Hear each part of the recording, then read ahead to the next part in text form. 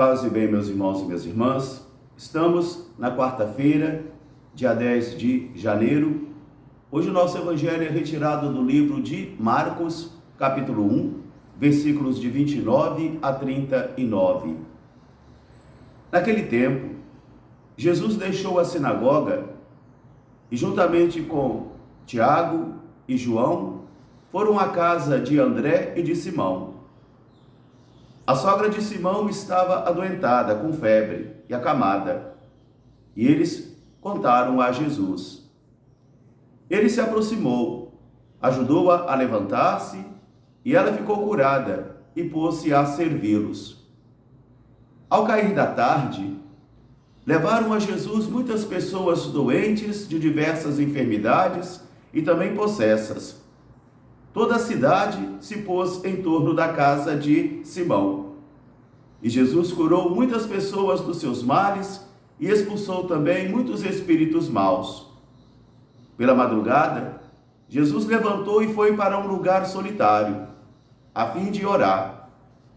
Simão foi ao seu encontro juntamente com os outros discípulos e disse a Jesus: "Todos estão te procurando."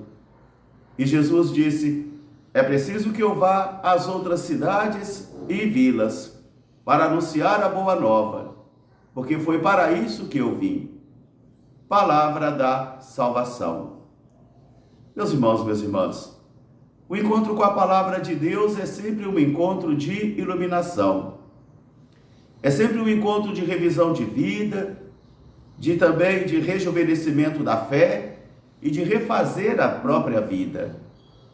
Por isso, cada dia a Mãe Igreja propõe a mim e a você que nós retornemos ao Evangelho, não somente à sua letra, mas principalmente ao seu espírito.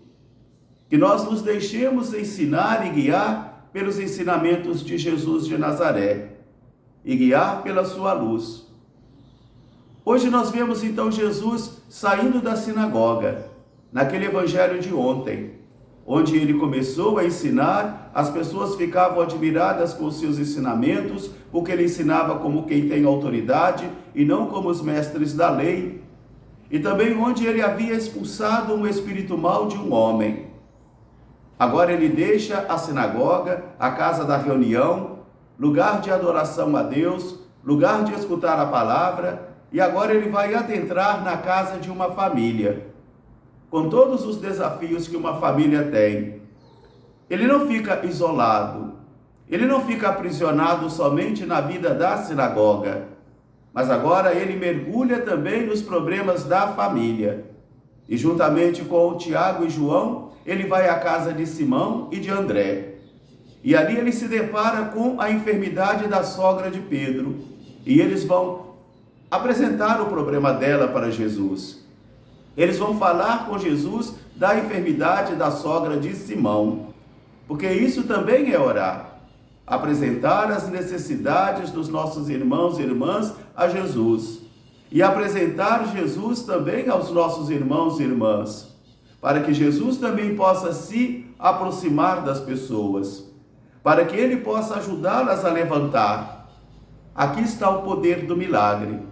Jesus se aproxima da vida da pessoa e Jesus ajuda a pessoa a levantar-se, e uma vez que a pessoa fica curada e de pé, ela então põe-se a servi-lo. Porque a gratidão é assim. A gratidão leva a mim e a você a servir a Jesus. Agora, um coração que não é grato só vai desenvolver em sua vida uma fé utilitarista, que só usa quando tem necessidade, mas não há seguimento. Não há maturidade da fé. Jesus curou a sogra de Pedro, ela permaneceu então nesse momento de pé e pôde servi-los. E ao cair da tarde, levaram a Jesus muitas pessoas com enfermidades diversificadas e também possessas. E ele curou a todos, ele libertou a todos. E é interessante o evangelista dizer que toda a cidade foi pôr-se em torno da casa de Simão. Aquela frase que Pedro vai dizer para Jesus no momento de oração solitária: todos estão te procurando, todos te procuram, todos estão necessitados da tua presença, todos estão necessitados da tua proximidade, e todos querem ficar de pé pelo teu poder. É o progresso da vida espiritual de alguém, é o milagre da vida espiritual de alguém, aproximar-se de Jesus e deixar Jesus, permitir Jesus levantá-la, para que ela possa servi-lo. Ao amanhecer, bem cedinho de madrugada, Jesus vai voltar então à sua vida espiritual, ao cultivo da sua vida individual. Eu acredito que aqui esteja um grande erro, um grande tendão de Aquiles da nossa vida espiritual nestes tempos. É que nós não nos damos mais oportunidade de estarmos sozinhos com Jesus. Nós não cultivamos mais em nós uma experiência de oração pessoal. E digo até mais, muitos de nós temos até dificuldades de oração pessoal. Achamos que é tempo perdido, achamos que é longo demais. Conseguimos, por exemplo, ficar 3 horas, 4 horas na frente de um computador. Ficamos horas e horas e horas também contaminados pelo domínio do celular. Mas estar diante do Senhor solitariamente é crucial para muitos de nós. É difícil. Nós não temos mais fôlego. E o que vai fazendo acontecer isso? Nós vamos ficando sem autoridade espiritual, consequentemente sem autoridade moral, consequentemente sem autoridade doutrinal, e com isso a nossa palavra que nós pregamos não tem unção, não tem força espiritual, não tem parresia. Jesus sabe muito bem conjugar o tempo de oração pessoal, de colóquio com o Pai, de apresentar a sua missão ao Pai, de pedir a inspiração do Pai, mas também ele sabe conjugar com a vida apostólica, com a vida ativa, porque são as duas dimensões da vida espiritual, a Marta e a Maria, são duas dimensões que precisam trabalhar harmonicamente, que precisam caminhar, porque o Senhor nos dotou com essas duas capacidades, a contemplação e a ação, e uma não vive sem a outra. Uma não é superior à outra. As duas juntas, harmonicamente, é que vão dando então harmonia na vida espiritual de alguém.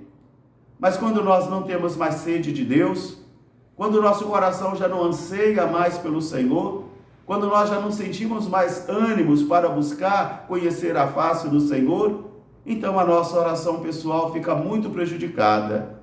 E nós transformamos a nossa oração somente numa reza desenfreada, viciada, e que às vezes não passa do teto da casa e nem do teto da igreja, porque não transforma a nossa vida. Muitos de nós convertemos a nossa oração somente nas prescrições que as regras de uma vida comunitária prescrevem, somente para cumprir um preceito, mas não como uma provocação de vida nova. E Pedro e os discípulos vão até Jesus na solidão, na oração solitária, e dizem para eles: todos estão te procurando. Nós procuramos Jesus. Nós devemos procurar Jesus. Em todos os momentos da vida, nós devemos procurar Jesus e colocar nele a nossa esperança e dizer a ele: vós sois a nossa fortaleza, vós sois a nossa segurança, vós sois a nossa luz, vós sois a nossa esperança. Ó grande Deus e magnífico Deus, Jesus Cristo. E Jesus disse: mas é preciso que eu vá também às outras regiões, às outras vilas e populações. Eu não posso ficar aprisionado somente aqui. Jesus é o missionário do Pai, e ele deve anunciar a palavra até nos ambientes que não são propícios, até nos ambientes que não estão abertos para acolher essa palavra. Aquilo que o apóstolo Paulo vai dizer: anunciar oportuna e oportunamente, ainda que os ambientes sociais não sejam favoráveis, mas a palavra precisa ser anunciada, e Jesus vai dizer: eu devo ir, porque esta é a minha missão. Meus irmãos, minhas irmãs, a missão de cada um de nós é diversificada, porque os ministérios na igreja são diversificados. Um só é o Espírito, mas os carismas e dons são diversificados. Por isso as místicas são diferentes. A mística de um consagrado não é a mesma mística de um padre diocesano e que não é a mesma mística de um pastoralista. Mas a mística de um consagrado será mais exigente para ele, será mais exigente, de tal modo que se ele não atender essas exigências, vai experimentar a secura e o deserto da vida. Um grande fraterno abraço para todos, paz e bem, até amanhã se Deus quiser. Todos os santos e santas de Deus, rogai por nós, paz e bem.